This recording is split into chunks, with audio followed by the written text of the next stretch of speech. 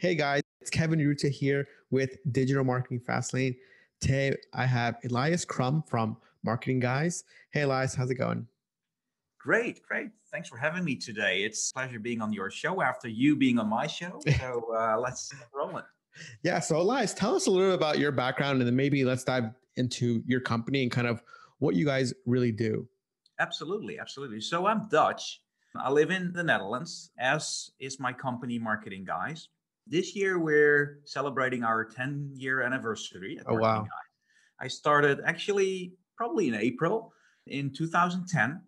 I started a company called Marketing Guys after quitting my job in the middle of that last crisis that we were in, the banking crisis around 2010. I quit my job. I was a VP in a software company, pretty nice role. But over Christmas holidays, my wife said to me, "You don't seem very happy in what you're doing." I'm like, "Yeah, you're right. I had a pretty nice job. I was traveling the world, flying to the US, setting up a company branch in Atlanta. I was having my headquarters in the Netherlands, also setting up something in Germany, but it didn't satisfy me too much. And in the end, I realized like I'm not doing too much. I'm only managing people, and I wanted to get back to something I liked. So I just quit my job in January Yeah. and was looking for something to start. And so I started Marketing Guys in April 2010. Wow. So you've been doing this for a long time now. Jesus. Absolutely. Yeah. 2010. It's a long time given the American horizon you have. Yeah. Here in Europe, companies, we don't have that culture, setting up a company, selling it after a couple of years, starting a new venture, etc. Yeah. That's not typically does, but we have changed a lot over the years. I started Marketing Guys as a generic online marketing company for SMEs. I completely changed it towards a marketing technology agency in which we do all kinds of marketing technologies, including marketing automation, chatbots, conversational marketing, kinds of conversion stuff. So basically, we're putting together tech stacks for all kinds of companies. We are 12 people now, about to hire 3 new ones. So it's Nice. going to be around 15 to 20 end of the year and doing about at the moment, 2 million in revenue. That's good. They're really good. It's interesting that you guys switched. So I guess in 2010, was it more marketing, digital marketing services, advertising?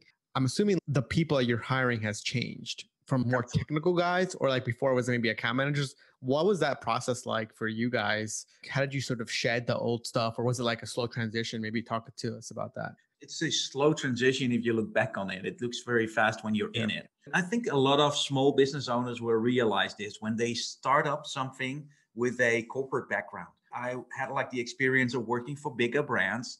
It was pretty easy to hire people. People want to work for famous brands, for big brands, and then you start your own company. And to me, Marketing Guys is the number A label in the world, right? But not everybody knows Marketing Guys yet. So especially when you start a company, it's pretty hard to get the right people, to hire the right people. So you have to make some commitments there in finding people that want to work with you, maybe believe you have that same vision in what you're doing.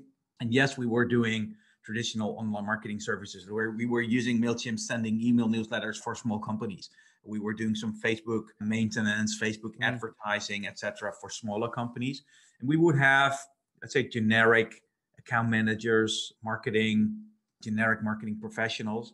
That changed over the years. But I think when you're growing a company, no matter if you're changing the vision or if you're changing the portfolio, people will have to change with it. So what I've seen is that specifically when you're a small company, people that want to work with a small company tend to come to those jobs. When you're growing, they tend to leave. It doesn't work anymore.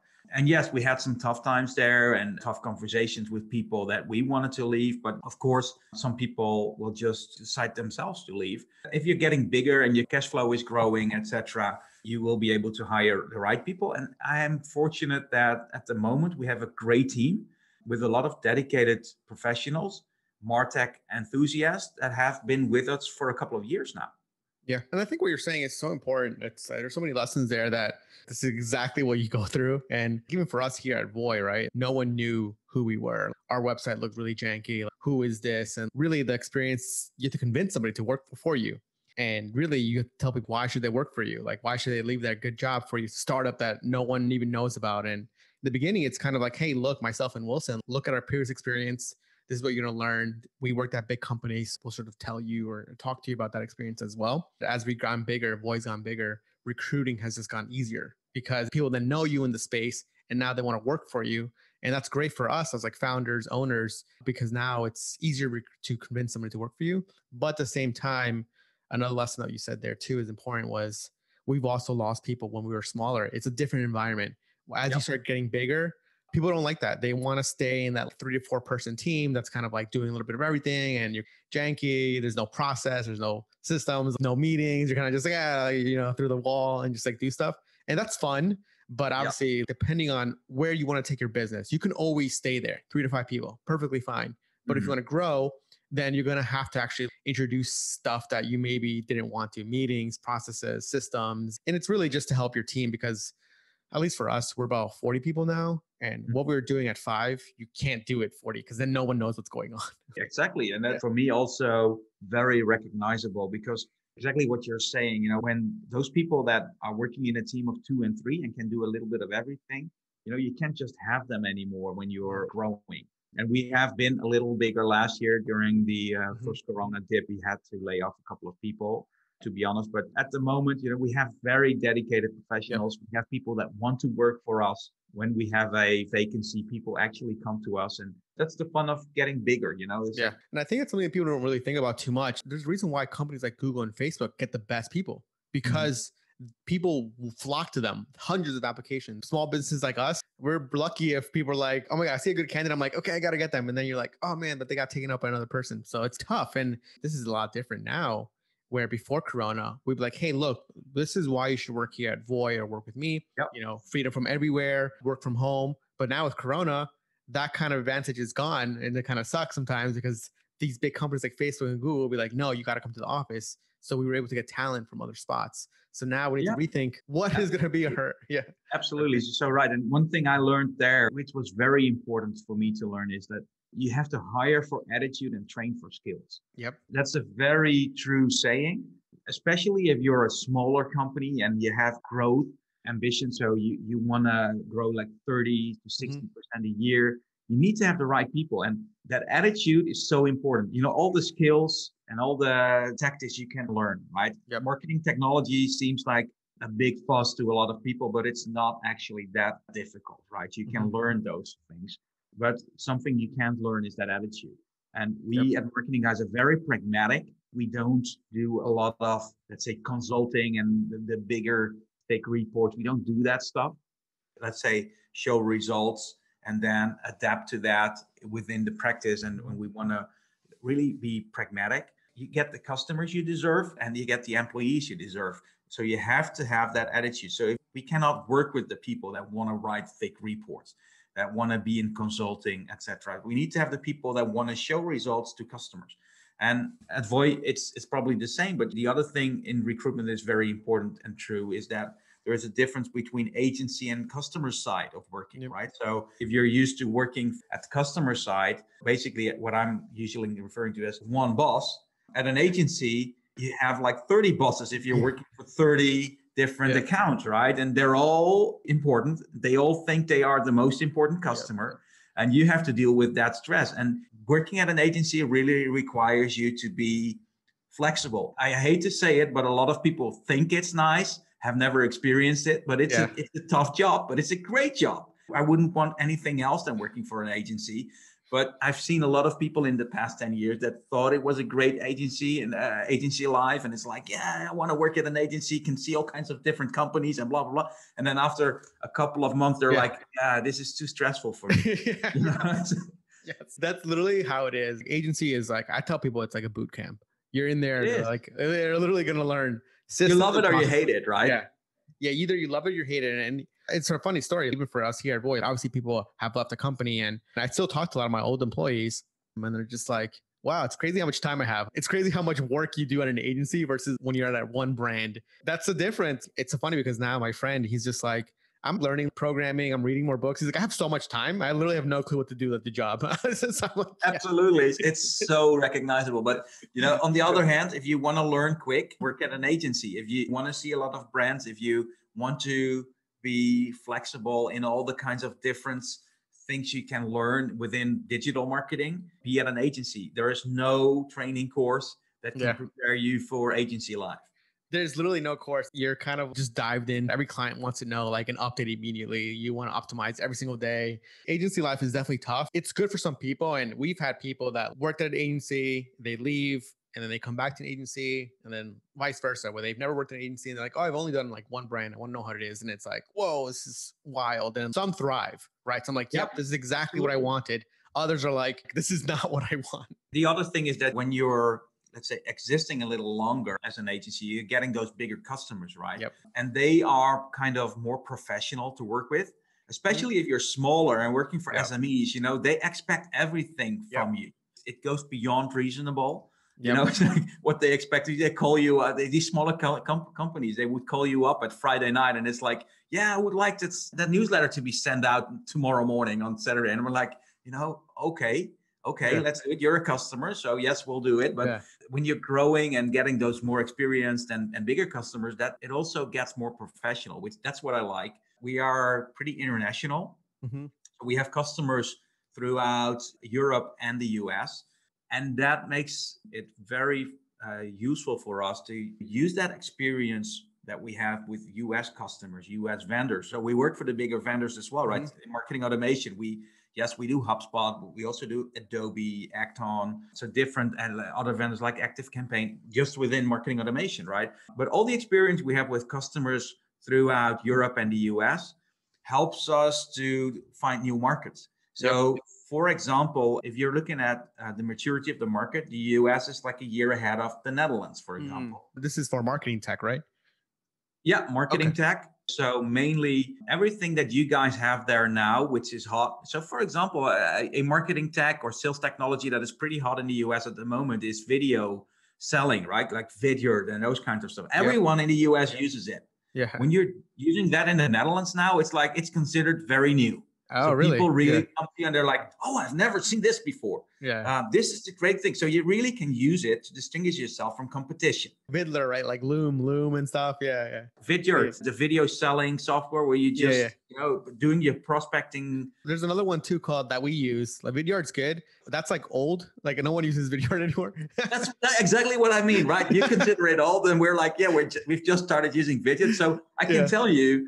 That's so funny. I was like, wait, that's an old one. That's the funny thing, because you consider it old. Here in the Netherlands, it's like last year you might have used Vidyard. Now we're using it in the Netherlands. So in 2 years, they'll start using it in Germany. That's actually true, that's right? So, funny, everything that we learn, we can learn and apply, and we can use it in new markets like Germany. It's actually a great thing and we speak the languages all, right? So we all do those, like American, Dutch, German, French, all that kind of stuff. So we speak those languages as well. The one that I use is, you probably heard of it. It's called Loom. Have you heard of Loom? Yeah, Loom is awesome. Like they're amazing. I love using them. And people listening and watching, video selling is so hot right now, or it's still hot. It's like you pretty much go on a prospect's website. You kind of say, hey, look, my name is Kevin. My name is Elias. Here's how we do things. Here, how it would work. And then you do like a 30, 45-second pitch.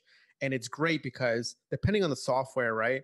Sometimes that video is like embedded into like your Gmail and you can play right there. So very great because kind of like the whole experience is just like in one central location. There's none of this, like all these links. And I love video selling and something because too, people connect with people. Like you see someone's face, you know, it's a real person. It's not like this bot. And I think video selling works so well because it lies, you know, too. Before everything was like automated, massive text automation, following up like a fucking lunatic, right? That's crazy stuff.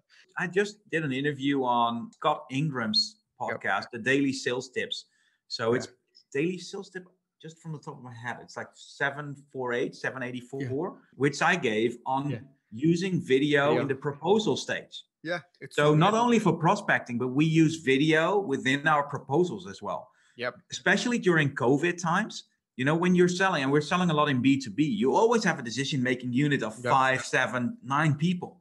And you're speaking and, you know, you're doing that first pitch and everyone is enthusiastic. After a week or after a couple of days, you're sending out that proposal, which is PDF usually.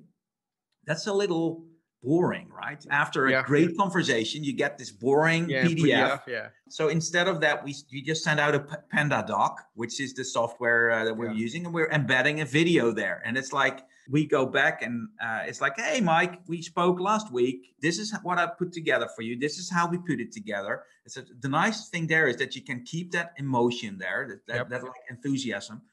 They will share it with their decision-making unit. So they send it throughout the company. You can see that in the stats, right? So they're sending it within the organization. They're all those people are like, oh, this is cool. Oh, this is actually a pretty nice guy. He's not only trying to selling me, but he's knowledgeable and, etc. So that you can really, let's say, bond with the rest of the DMU. And it also gives you that opportunity of, let's say, explaining your offer. Usually that's like a next step. Yep. But within COVID, you don't get a chance for that next step. Yeah. So the thing is, normally you would send out a PDF with a proposal and you would call and it's like, hey, Kevin, can we make an appointment to go through this and discuss it? You can do this in the video. You're one step ahead of competition. And we actually had our close rate increased by almost 20% just by using video. Video is so powerful. I really like that idea of using a video for the proposal because it's exactly what you said. Like, that's how I do it now. Great conversation. All right. And it's like a static document that's just like 20 pages long. Yeah. Of like this addendum, like in case this happens, and just like, and then you get scared. You're like, oh my God, what just happened? Yeah. And the only thing they'll usually do is because they will open it and look at the final pricing. And that's what they skip through. And it's like, oh, this is what I'm going to pay. And now they're going to watch the video. And usually those videos are a little longer than prospecting videos. So it would be like a 2-3 minute video. Yep. They are watched completely when I watch the stats, and they are sent to at least 5 other people within the company. And they watch those videos as well. Going back to video, I think maybe the last points we'll talk about here is I've never thought about it as much. And I was just thinking about my process when you're talking is when someone contacts us, we have like a full 60-minute video that I recorded a long, like maybe 3 months ago, but everything that we'll do at Voy Media. At the moment right now, I send it in like a second email. Hey, by the way, here's what we'll do when you get your sort of before you discovery call. But I'm thinking now, I'm like, instead of the second email, I'm gonna switch in, put in the first email and say, hey, before you book a call, look at what we do. That way you get the full process. And I was literally just thinking about it when you're talking. I was like, oh man, Elias, it's a good tip. I was like, I'm gonna go. Yeah, it really works. Yeah. Even in the US where you're a year ahead of us, this might still work. So it still works. It still works. We have like a 60-minute video and we're like so surprised by how many people you read it and watch it. And we're just like, yep, it makes sense. For people listening or maybe other agency owners, I think if someone's interested in your service, they truly want to know what you do and how you do things. And if someone's not interested in it, then they may not be the right customer. Going back to what I said before, they might not understand how you work, the process. And a quick comment that you said before too, it's when you're smaller, the less you charge, the less they respect you. But the more you charge, the more they respect you. You charge $10K a month, they're not hitting you at 6 p.m. They know that you're gone. But if you charge $200, they think that you're literally like their employee. It's such a crazy world to live in. It's amazing. And it's so funny. I think professionalism is expected at that level. And I don't know why that is the case, but it's my experience, it's your experience. So it's probably true. Yeah. Elias, where can people go find you, connect with you, and maybe talk to you, maybe listen to some other episodes that you've done? Absolutely. So marketingguys.com, of course, the website. Just visit me on LinkedIn. It's Elias Crum, CRUM. There's only one of that. So you can find me on LinkedIn, of course. I'm on it all day. I also host the Marketing Technology podcast. We've done over 100 episodes now, so you can hear more of us there. And if you want to email me, it's elias@marketingguys.nl for the Netherlands. We still have to move that domain to .com, but the website is on .com, the email is on .nl, just to remind people that we're in the Netherlands, I guess. Just so they know that you're unique. All right, Elias, thank you so much. I appreciate your time. Thank you. And guys, please go connect with Elias on LinkedIn. Thanks. Bye-bye. Thank you.